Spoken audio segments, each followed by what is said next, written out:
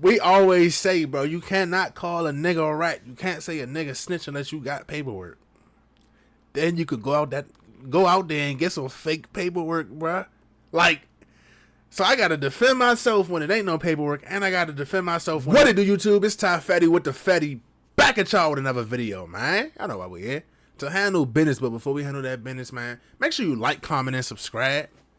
I'ma say it again, bro. Make sure you like, comment, and subscribe.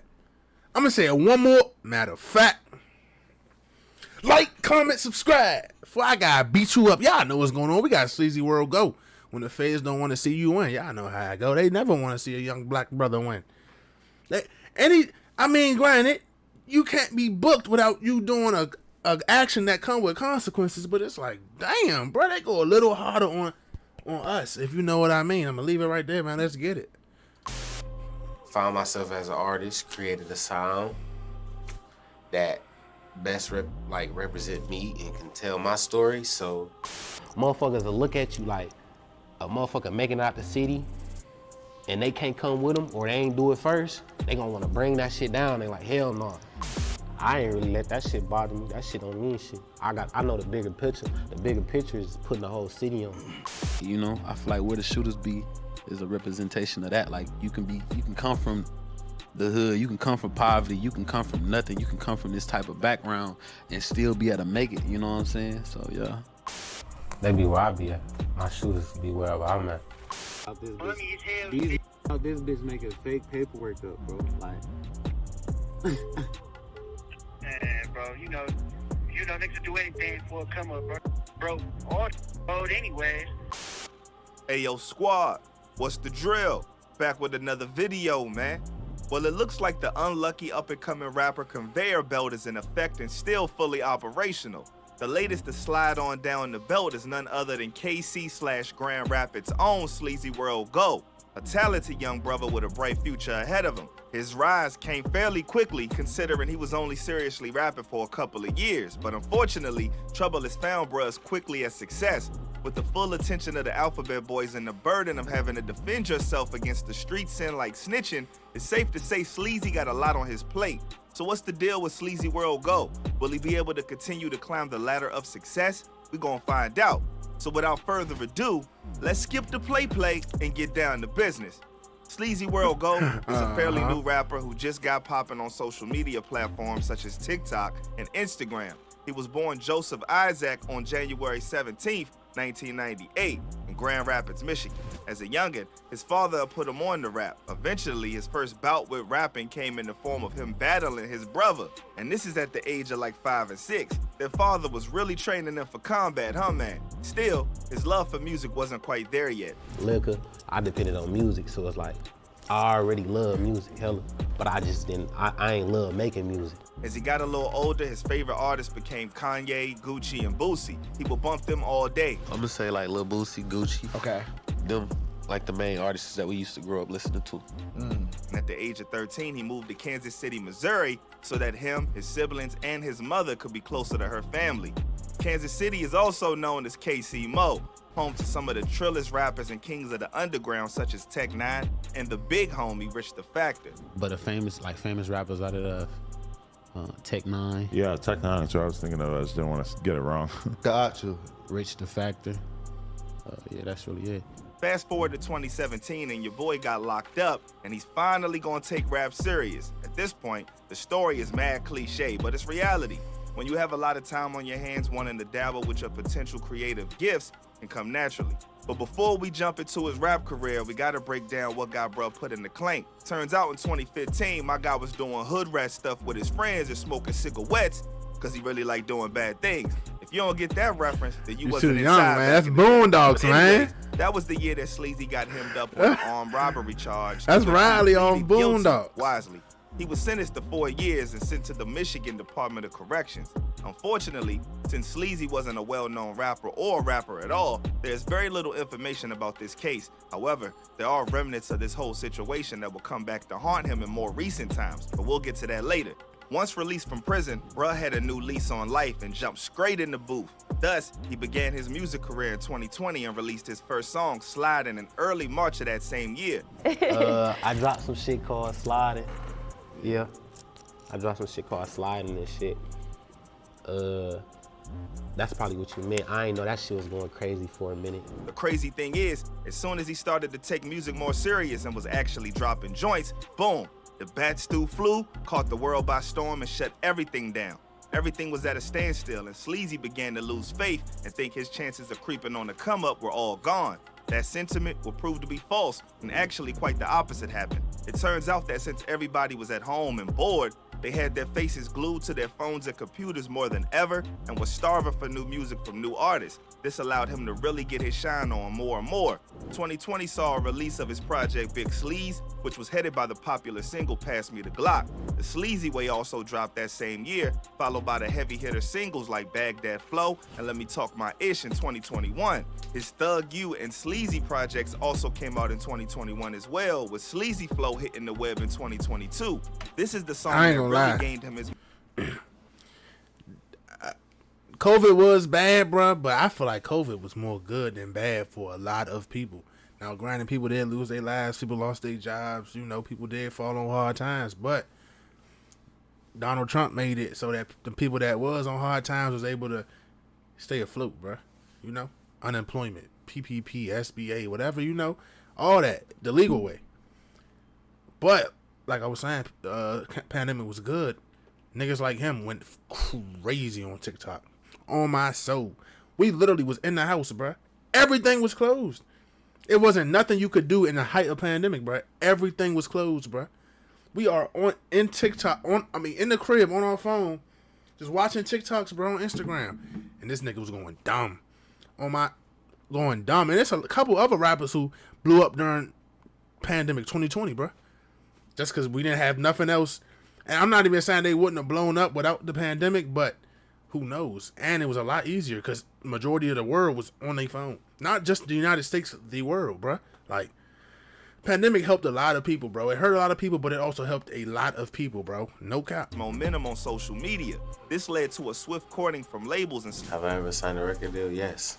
I'm signed to a major label now, Island Records. However, according to some label execs, it was his What They Gon' Do To Me track that had the labels on his line. Drexler Drex Blue, manager of A&R at Island Records, and Jared J. Brown, VP of A&R at Island Records, saw potential beyond the research. They both signed Sleazy to the label.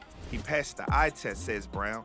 He looked like a star. He sounded unique, his perspective was fresh, and his tone was different.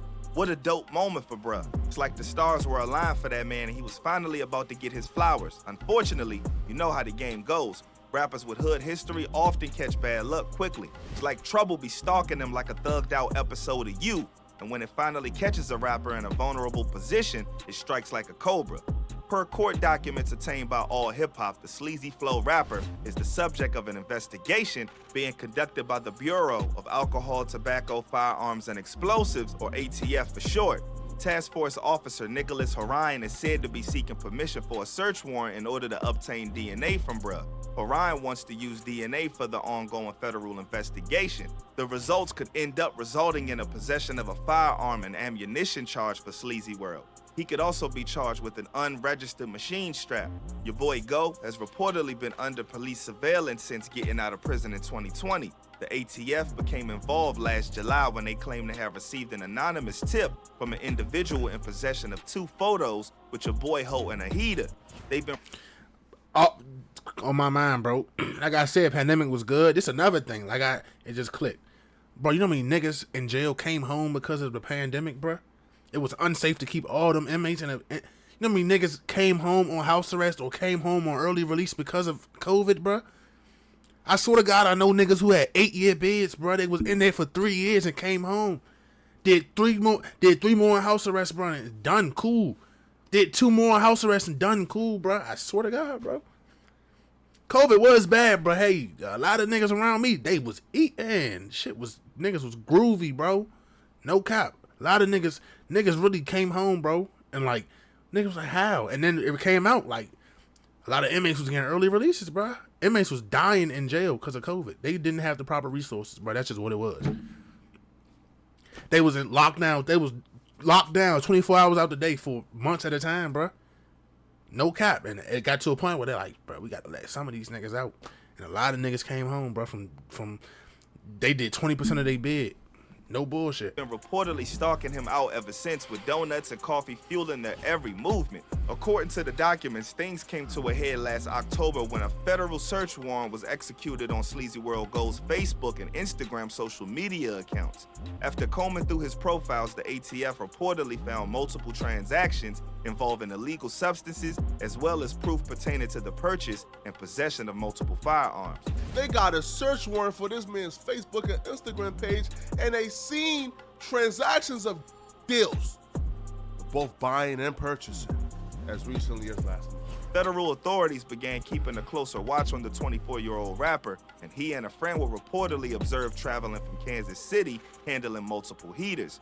Due to SleazyWorld Go's open possession of firearms despite his status as a convicted felon, the presence of several armed gang members from the SleazyWorld Go Brotherland gangs, and the knowledge known to ATF personnel that the members of the gangs are associated with straps, melee, sales, and illegally modified fully automatic firearms, investigators determined enforcement action was appropriate. The documents read ATF personnel contacted tactical officers of the Kansas City Police Special Operations Unit. They added, upon arrival of tactical officers from Kansas City, Isaac and his associates fled on foot inside the townhome residence located at, in an effort to elude detention by law enforcement. Authorities wound up breaking a window to get into SleazyWorld's vehicle after he denied them entry, and after a search found multiple firearms, including an AK-style rifle, 2 AK-style Draco pistols, a black glizzy with a loaded extended magazine and a fixed Glock switch, Junior Warlord type stuff. Multiple rounds of various ammunitions were also found, and the Honorable Lawana M. Counts of the Western District of Missouri is reviewing whether to bring charges against Mr. Go. As if things couldn't get any worse. Remember when I told you that the ghost of his 2015 armed robbery incident would come back to haunt, bruh? Well, boogity boogity boo, dreaded paperwork rumors have came out of nowhere and seem to be fanning the flames of this brother's already hard times. The rumors of SleazyWorld Go snitching hit IG in August 2022, right after the Fed investigation was announced. An Instagram account shared alleged paperwork from July 2016 that revealed that SleazyWorld Go allegedly penned a statement against his co-defendant when he was charged with armed robbery in September of 2015. The paperwork was reportedly from the Michigan Department of Corrections and included SleazyWorld Go's name and inmate number. Oh boy. On Thursday, August 25th, 2022, a post on the 954 Fast Pitch TV Instagram account showed the alleged paperwork from July 2016. One slide shows a handwritten statement where the person who wrote it appears to be asking for forgiveness from a judge. The other set of papers are typed out and look like a transcript from a deposition or court case where the interviewee is describing a crime. Quite a compromising situation to be in. Sleaze has since responded to the claims that he ratted, saying, "Fake news. Ninjas know my body," whatever that means. Then he went on to share a screenshot of somebody claiming to know how fake court documents are cooked up online. "I ain't know ninjas was making fake paperwork out here on ninjas. This ish getting scary," Sleazy wrote. As added confirmation, Sleazy got on the phone with his co-D he supposedly told on and let him explain there is no validity to the allegations. At a moment where he was seemingly about to be on top of the world, negativity followed him and slowed down his trajectory. However, bro, this is shit crazy, bro. We always say, bro, you cannot call a nigga a rat. You can't say a nigga snitch unless you got paperwork. Then you could go out there and get some fake paperwork, bro. Like, so I gotta defend myself when it ain't no paperwork, and I gotta defend myself when it's fake paperwork. Like, you know, I don't know if it's fake or not, but he said it's fake, so that's what I'm saying. It's like, damn, damn. And then I remember when this was going on Instagram. It was like June. It was literally in June, like 2022. I remember because it was around my birthday. He called his co-D. It's like, damn, who's to say that's really your co-D? That could have been somebody that you said, get on the phone real quick. I'm gonna change the contact name to correctional, you know, blah, blah, blah, whatever. Like, it's like, bro, that shit really a lose-lose, bro. No cap, bro. Like, and then even the people that seen the paperwork, a lot of them ain't gonna go check to see what SleazyWorld Go say about the situation. They gonna automatically just be like, yeah, he a rat. That shit crazy, right? Shit crazy. It doesn't seem that all this BS has slowed him down to a complete standstill. One thing he has in his favor is his talent. If he stays consistent, he will more than likely be able to weather the storm when it comes to the alleged snitching. We're almost at the point where listeners don't care, which is sad, but it's also understandable. There's also the fact that there's no way to tell if it's real or not, so it's best if we just keep it moving. Now, in terms of the Fed case, that's a whole nother story. I ain't know We'll about have to that. see where that go. And Shit crazy. I ain't gonna lie, that Fed case sounds very, very complicated and very, very proof in the pudding. But, you know, I hope you stay free, man. I hope the black man be able to stay free, feed his family, make some money, bro. With that being said, man, it's Ty Fatty with the Fatty. Make sure y'all stay smart, bro. Stay dangerous. And I'm going to catch y'all next time, man. I'm gone.